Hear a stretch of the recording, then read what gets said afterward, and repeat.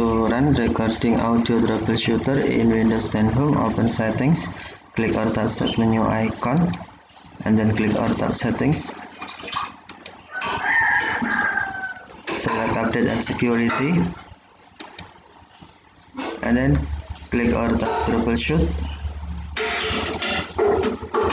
Select additional troubleshooters.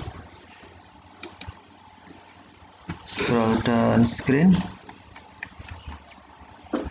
Select recording audio.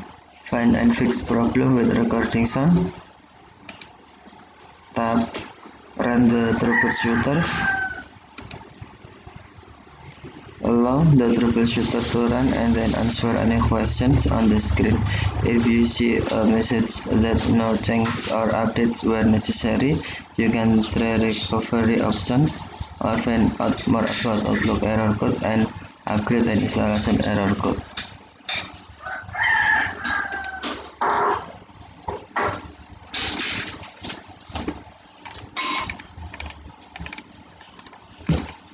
Okay, thank you for watching. Have a nice day.